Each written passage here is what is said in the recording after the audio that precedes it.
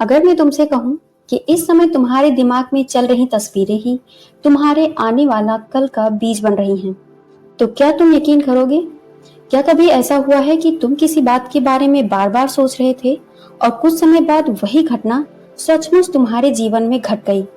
कुछ लोग इसे संयोग कहते हैं, कुछ किस्मत, लेकिन एक व्यक्ति ने पूरी जिंदगी ये समझाने में लगा दी कि ये संयोग नहीं, बल्कि तुम्हारी चेतना का खेल है।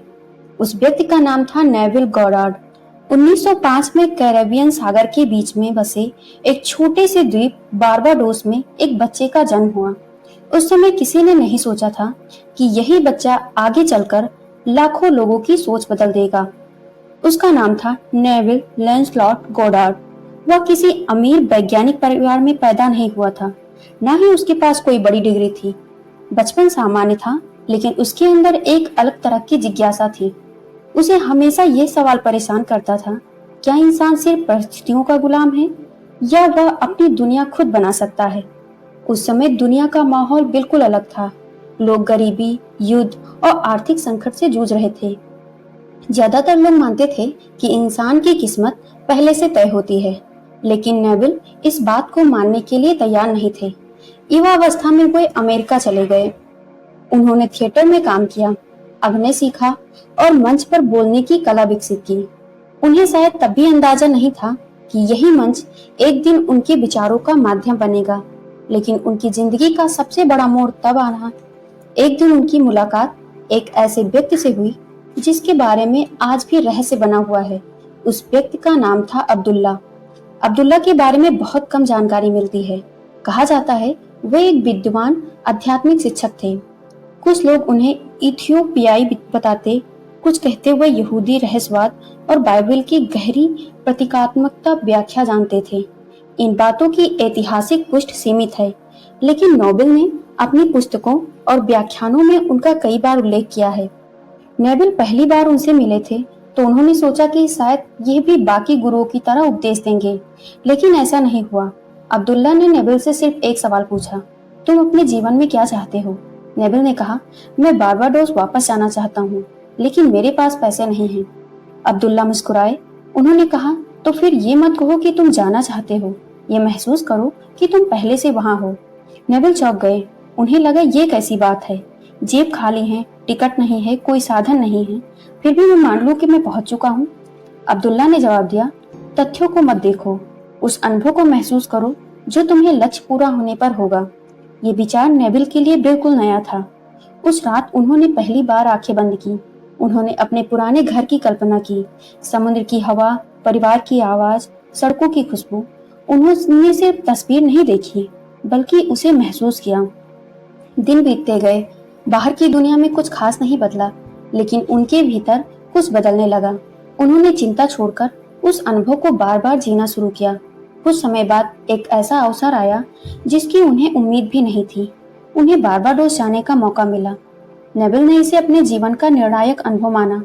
उन्होंने इसे इस बात का प्रमाण माना कि कल्पना और अनुभव की गई भावना जीवन की दिशा बदल सकती है।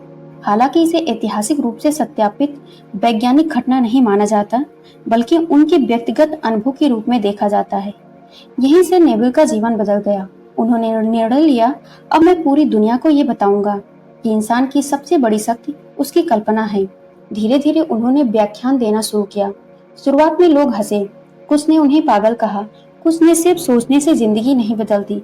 लेकिन नेविल ने कभी ये नहीं कहा कि केवल सोच लेना काफी है। उनका जोर इस बात पर था कि इंसान अपनी पहचान, अपने विश्वास और अपनी भावनाओं को बदलकर अपने व्यवहार और जीवन की दिशा बदल सकता है।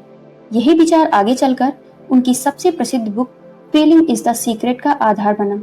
उनका कहना था, दुनिया को बदलने की शुरुआत बाहर से नहीं, भीतर से होती है।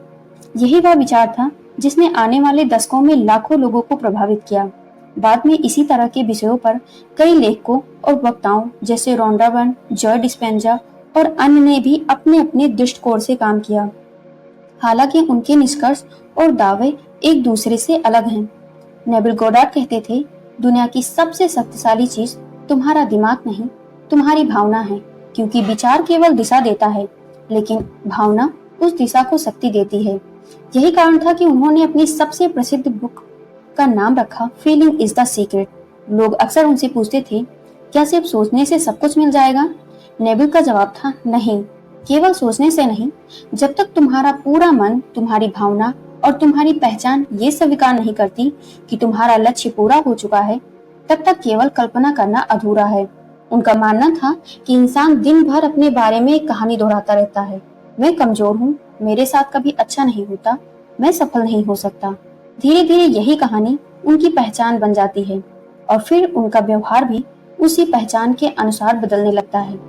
आज आधुनिक मनोविज्ञान में भी सेल्फ कॉन्सेप्ट यानी अपने बारे में बनाई गई धारणा को महत्वपूर्ण माना जाता है। अगर कोई व्यक्ति लगातार खुद को अयोग्य मानता है तो वह अवसरों से बच सकता है या जल्दी हार मान सकता है। लेकिन ये कहना कि केवल विश्वास से बाहरी घटनाएं अपने आप बदल जाएंगी, वैज्ञानिक रूप से सिद्ध नहीं है। नेबिल कहते थे, अपने बारे में कहानी बदलो, जीवन की दिशा बदल सकती है। उन्होंने एक अनोखी तकनीक बताई, सेट्स। इसका पूरा नाम था स्टेट एकिन टू स्लीप, यानी नींद आने से ठीक पहले की शांत अवस्था। नेबिल का मानना था, उस समय मन अपेक्षाकृत शांत होता है और कल्पना करना आसान होता है। वे कहते थे, रात को जब तुम सोने जाओ तब अपने लक्ष्य की पूरी फिल्म मत चलाओ, बस एक छोटा सा दृश्य सुनो, ऐसा दृश्य जो यह दिखाए कि तुम्हारा लक्ष्य पहले ही पूरा हो चुका है। अगर नौकरी चाहिए तो कल्पना करो कि कोई तुम्हें बधाई दे रहा है। अगर घर चाहिए तो कल्पना करो कि तुम उसकी चाबी हाथ में लिए हुए हो। अगर स्वास्थ्य चाहिए तो कल्पना करो कि तुम पूरी ऊर्जा के साथ चल रहे हो। लेकिन केवल देखना नहीं, महसूस भी करना है। नेबिल बार बार कहते थे, फीलिंग क्रिएट्स रियलिटी। ये उनका व्यक्तिगत आध्यात्मिक विश्वास था। आधुनिक विज्ञान ये जरूर मानता है कि मानसिक अभ्यास, सकारात्मक अपेक्षाएं और भावनाएं हमारे व्यवहार, तनाव और निर्णयों को प्रभावित कर सकती हैं। लेकिन इनके बारे में असाधारण दावों के लिए ठोस वैज्ञानिक प्रमाण उपलब्ध नहीं है। लिविंग इन द एंड, ऐसे जियो जैसे मंजिल मिल चुकी है, ये उनका दूसरा सबसे प्रसिद्ध सिद्धांत था। वे कहते थे, लोग हमेशा भविष्य में जीते हैं, एक दिन मैं खुश हो जाऊंगा, एक दिन मैं सफल हो जाऊंगा। लेकिन नेबिल कहते थे, अगर तुम्हारा मन हमेशा एक दिन में रहेगा तो तुम्हारी जिंदगी भी हमेशा एक दिन में अटकी रहेगी। इसलिए आज से, अभी से अपने मन में वही व्यक्ति बनना शुरू करो जो तुम बनना चाहते हो। अगर तुम आत्मविश्वासी बनना चाहते हो तो पहले मन में खुद को आत्मविश्वासी महसूस करो। अगर तुम सफल बनना चाहते हो तो पहले अपने निर्णय, अपनी आदतों और अपने व्यवहार में सफलता के अनुरूप बदलाव लाना शुरू करो। यही वह जगह है जहाँ उनके विचार आधुनिक मनोविज्ञान के कुछ पहलुओं से मिलते हैं। हमारी पहचान और हमारी आदतें अक्सर हमारे व्यवहार को आकार देती हैं। नेबिल का एक और प्रसिद्ध विचार था, the world is your self pushed out. उनका मतलब ये नहीं था कि हर घटना तुम्हारे नियंत्रण में है या हर मुश्किल तुम्हारी सोच का परिणाम है, बल्कि उनका जोर इस बात पर था कि तुम्हारा नजरिया, तुम्हारी प्रतिक्रियाएं और तुम्हारी पहचान इस बात को प्रभावित करती हैं कि तुम दुनिया का अनुभव कैसे करते हो और उसके प्रति कैसे कार्य करते हो। अगर तुम्हें हर जगह असफलता ही दिखाई देती है तो संभव है कि तुम नए अवसरों को पहचानने में चूक जाओगे। लेकिन अगर तुम्हारा मन उम्मीद और तैयारी के साथ आगे बढ़ता है तो तुम वही अवसर देख सकते हो जिन्हें पहले नजरअंदाज कर देते थे। अपने व्याख्यानों में नेबिल कई बार ऐसे अनुभव सुनाते थे जिनमें लोगों ने उनकी तकनीकों का अभ्यास किया और बाद में उन्हें लगा कि उनके जीवन में सकारात्मक बदलाव आए। इन कहानियों को उनके अनुयायी प्रेरणादायक मानते हैं, लेकिन इन्हें नियंत्रित वैज्ञानिक प्रयोगों के रूप में नहीं देखा जाता, इसलिए इन्हें व्यक्तिगत अनुभवों के रूप में समझना अधिक उचित है। फिर भी इन अनुभवों ने लाखों लोगों को एक सवाल पूछने पर मजबूर कर दिया, क्या हमारे विचार और भावनाएं हमारे जीवन की दिशा को हमारी कल्पना से कहीं अधिक प्रभावित करती हैं? यही सवाल आगे चलकर Joe Dispenza, Bruce Lee Lipton और कई अन्य लेखकों की चर्चाओं में भी अलग अलग रूपों में दिखाई देता है। लेकिन अगर नेबिल की बातें इतनी प्रभावशाली थी तो वैज्ञानिक उनके हर दावे से सहमत क्यों नहीं?